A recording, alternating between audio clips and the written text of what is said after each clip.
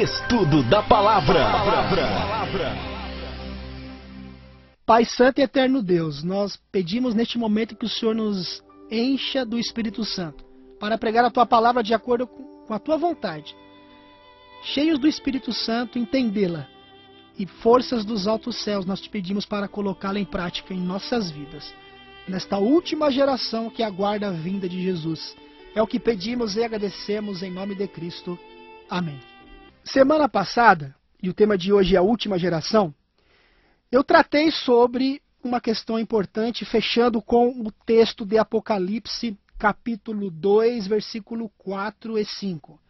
Apocalipse, capítulo 2, dos versos 4 a 5, você pode anotar os textos ou acompanhar comigo a leitura da Bíblia, que disse assim: Tenho, porém, contra ti que abandonaste o teu primeiro amor. Lembra-te, pois, de onde caíste.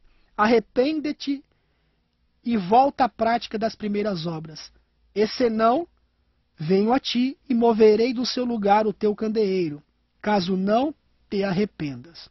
Meus amados, nós vínhamos falando, inclusive na semana passada tratando sobre isso, nós vínhamos falando sobre a importância de, na última geração, e eu acredito que esta é a última geração, nós tínhamos falado aqui então sobre a questão de refletirmos o caráter de Cristo nesta última geração. Jesus ainda não voltou exatamente porque ele ainda não encontrou no mundo um povo que realmente reflita o caráter de Cristo nesta última geração e reivindique o caráter dele, provando para todo o universo que nós podemos realmente vencer as tentações e de que a lei de Deus ou os mandamentos de Deus são possíveis de serem obedecidos pela fé. Por exemplo, lá no livro de 1 de Paulo aos Coríntios, capítulo 4, versículo 9, 1 de Paulo aos Coríntios, vamos abrir as Escrituras então, na 1 de Paulo aos Coríntios 4, versículo 9, as Escrituras Sagradas dizem: Porque a mim me parece que Deus nos pôs a nós, os apóstolos, em último lugar, como se fôssemos condenados à morte. Porque nos tornamos, olha agora, porque nos tornamos espetáculo ao mundo, tanto a anjos como a homens. Meus amados, você pode ser um espetáculo ao mundo, aos homens e aos anjos. Essa palavra aqui, ao mundo, ela pode ser traduzida também como universo. Por quê? Por que ser um espetáculo ao mundo, um espetáculo ao universo? Porque neste conflito entre o bem e o mal, entre Cristo e Satanás, todo o universo criado por Deus, todos os anjos que observam desde o início dessa controvérsia entre Cristo e Satanás lá no céu até os dias de hoje, observa essa controvérsia, e os homens também que nos olham para ver se somos verdadeiras testemunhas de Cristo. Quando você resiste a uma tentação, quando você resiste a um pecado, você está provando para todo o universo que o caráter de Cristo é justo e que a lei de Deus é justa. E que os mandamentos de Deus são possíveis de serem obedecidos, ainda que na natureza humana enfraquecida pelo pecado que você e eu possuímos. Esta é a essência da última geração. Por quê? A Bíblia disse, como nós lemos agora há pouco em Apocalipse, que Deus tem algo contra o seu povo, que abandonaste o teu primeiro amor. O que significa abandonaste o teu primeiro amor? É esfriar na fé. Porque a Bíblia diz em Mateus que por se multiplicar a iniquidade, o amor de muitos se esfriaria. À medida em que o mundo caminha para algo que não tem mais volta, para o abismo, e nós estamos vendo o mundo caminhar para isso, inclusive no que se refere à fé e à religião, Deus ele espera que um grupo, que um movimento, que um remanescente, um restante neste mundo faça a diferença. E o que é então fazer a diferença? O que é glorificar a Deus? Porque nós lemos também em Apocalipse 14, versículo 7, temei a Deus, 14, Apocalipse 14, verso 7. Temei a Deus e dai-lhe glória, pois vinda é a hora do seu juízo. O que significa glorificar a Deus nesta última geração? Significa você e eu vencemos todos os pecados nesta geração, pela fé unido a Jesus, como Jesus foi unido ao Pai e venceu todas as tentações. É você vencer pela fé todas as tendências herdadas e cultivadas para o pecado. Deus, ele é perfeito na esfera de ação dele. E ele chama você e eu para sermos aperfeiçoados na nossa esfera de ação. Ou seja, cada tendência para o pecado que você e eu temos, ele quer, nesta última geração, transformar, ou seja, tirar de nós, eliminar de nosso caráter todas elas, para que então sejamos selados e estejamos irrepreensíveis na vinda de Cristo quando ele vier nas nuvens dos céus. Então o que acontece? Satanás, ele sabe disso. Satanás, ele sabe que Jesus, ele só vem buscar a sua igreja quando esse remanescente realmente tiver vencido todo o pecado. Porque a ideia de que nós vamos deixar de pecar só quando chegar no céu, ela é uma ideia mentirosa. Não é verdade, escatologicamente falando, que o remanescente de Deus abandonará o pecado, ou seja, terá a vitória completa sobre o pecado somente na glorificação, quando vier Jesus nas nuvens dos céus e a natureza humana pecaminosa for arrancada. Não. As pragas do Apocalipse estarão caindo sobre os portadores da marca da besta. E esse remanescente fiel, esta última geração, ela não recebe as pragas, ou pelo menos nenhuma dessas 7 pragas. Por quê? Porque o caráter deste remanescente foi moldado à imagem e à semelhança de Cristo.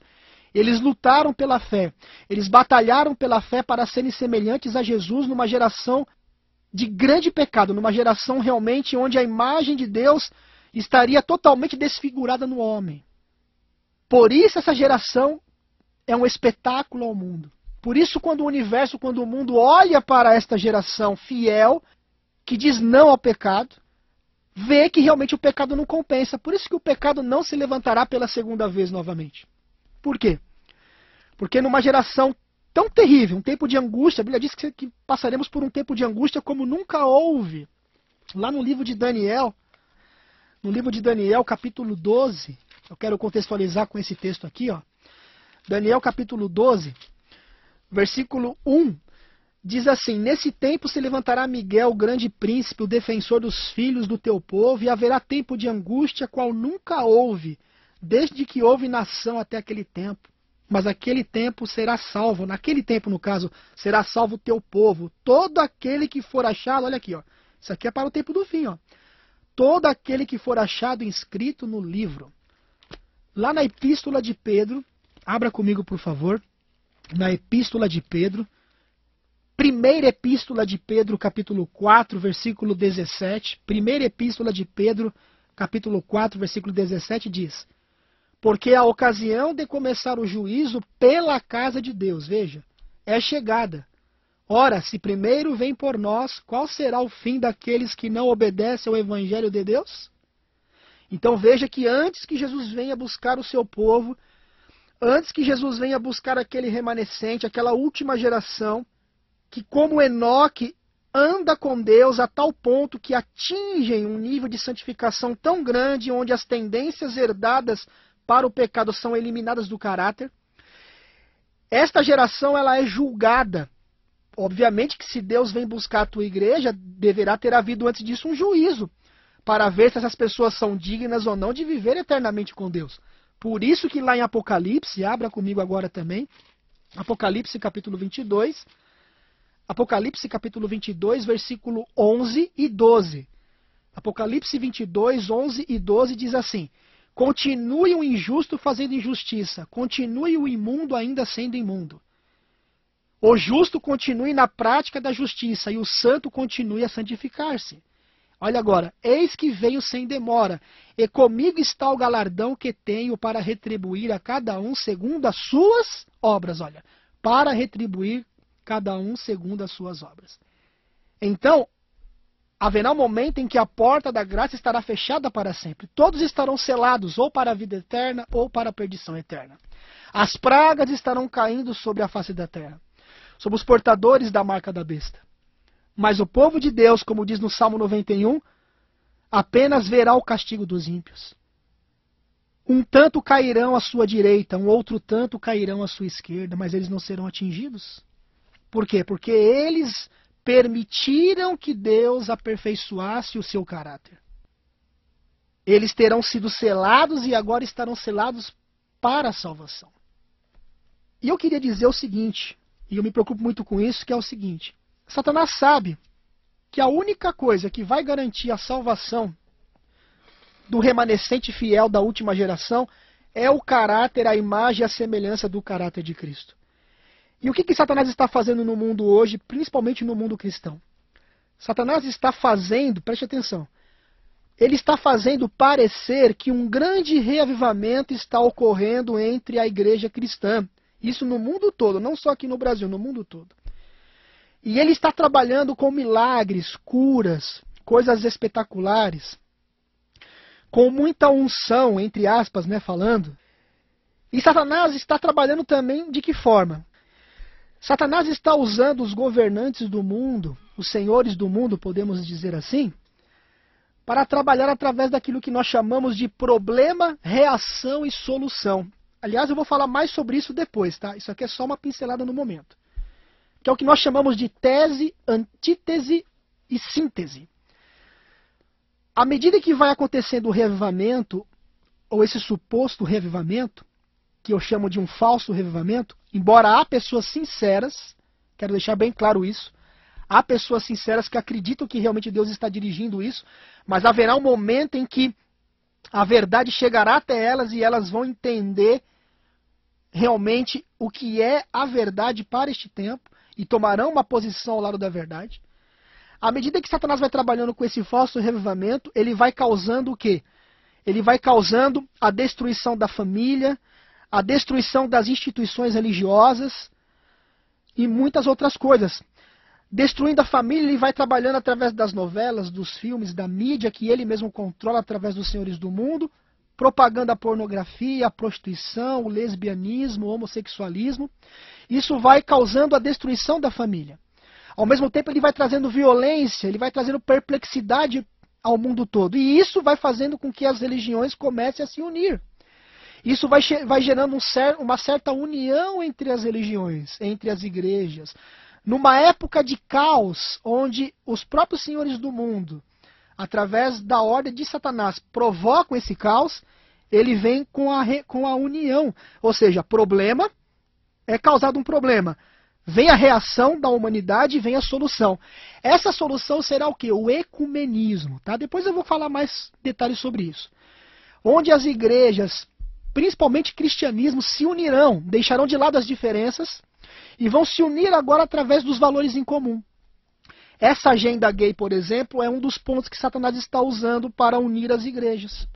Nós vemos hoje várias manifestações de igrejas e de religiões no sentido de uni-las para poder melhorar a sociedade, porque a sociedade está corrompida através das coisas que nós temos visto hoje na mídia.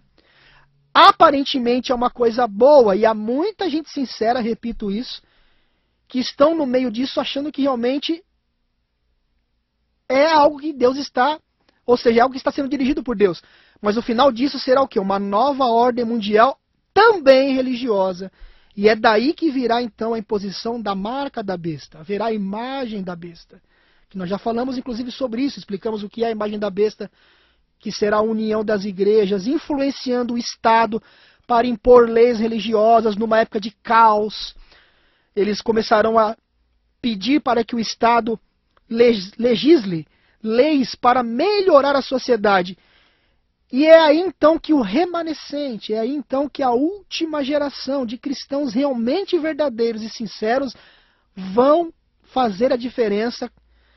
E muitos no mundo vão olhar para esta geração e verão esse remanescente. A Bíblia descreve inclusive este remanescente, esta última geração, não uma placa de igreja, mas um povo, uma igreja invisível, podemos dizer assim. Apocalipse capítulo 12, versículo 17, que diz assim: irou-se o dragão contra a mulher, ou seja, Satanás irou-se contra a igreja. Foi pelejar com os restantes da sua descendência.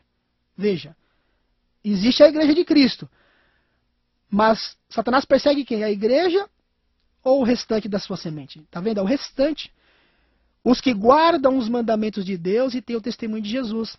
Por quê? Porque a última geração terá, pela fé, se unido tanto a Jesus, mas tanto, que nada mais neste mundo terá importância para esta geração. Dinheiro não terá mais importância, posses não terão mais importância. O mais importante será o caráter, a imagem e a semelhança de Cristo, um caráter aperfeiçoado. E aí virá então a perseguição, ou seja, quando o remanescente, quando a última geração realmente se levantar, erguendo o estandarte da verdade, patenteando os pecados de Babilônia, mostrando que Satanás está trabalhando com um falso revivamento, através de falsos milagres, curas, prosperidade, fazendo com que as pessoas olhem apenas para este mundo, não pensem nas coisas eternas. Então esse remanescente será perseguido, porque haverá o quê? Uma intolerância religiosa, mas esse remanescente, ao dar a mensagem final, ao dar o alto clamor ao mundo, arrebanhará muitas pessoas sinceras que hoje ainda estão meio que perdidas e não sabem aonde encontrar a verdadeira fé.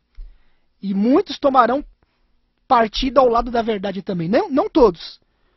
Não serão todos que tomarão partido ao lado da verdade. Como diz, por exemplo, o livro de Ezequiel, capítulo 2, versículos 4 e 5, que diz assim: porque tu não és enviado a um povo de estranho falar, nem de língua difícil, mas é enviado à casa de Israel. Mas a casa de Israel não te darás ouvido, porque não me quer dar ouvidos a mim. Deus dizendo aqui, ó, pois toda a casa de Israel é de fronte obstinada e de duro coração. Eu te envio a eles, e lhes dirá: assim diz o Senhor teu Deus, eles quer ouçam ou quer deixem de ouvir, porque são casa rebelde, hão de saber que esteve no meio deles um profeta. Eu quero terminar dizendo, e depois eu vou continuar esta série ainda, tá? Quero terminar dizendo o seguinte: nesta última geração, Satanás fará as pessoas acharem que um grande revivamento está ocorrendo, milagres, curas, prosperidade. Satanás prepara as pessoas achando que é Deus que está dirigindo elas para se apegarem às coisas terrenas. Quando vier lá na frente a perseguição, quando vier o decreto que proibirá de comprar e vender, essas pessoas que não passaram por dificuldades na vida, não estarão preparadas, o caráter não estará preparado para enfrentar o grande tempo de prova e angústia que virá. Então elas tomarão partido ao lado do caminho mais fácil e largo. E este revivamento, digamos assim, aparentemente bíblico e vindo da parte de Deus, será exatamente o revivamento falso que perseguirá o verdadeiro povo de Deus. Repetindo, Satanás sabe que estamos chegando no tempo do fim. E ele trabalha com movimentos paralelos para confundir o verdadeiro povo de Deus e o verdadeiro movimento de revivamento e reformatório que deve ocorrer agora na última geração. Então, meu amigo e minha amiga, esse era mais um recado que eu queria dar para você hoje e que vou continuar nos próximos domingos. Tem muita coisa para falar ainda. Mas pense em uma coisa. Glorifique a Deus não porque você tem muito dinheiro, ou porque Deus tem honrado a tua vida com carro, com casa, com isso, com aquilo outro. Glorifique a Deus porque Ele pode dar condições de você ter um caráter semelhante ao de Cristo. E que Ele pode dar a você poder para vencer todo o pecado nesta geração. E está irrepreensível na vinda de Cristo. Esse é o recado que eu queria dizer para você.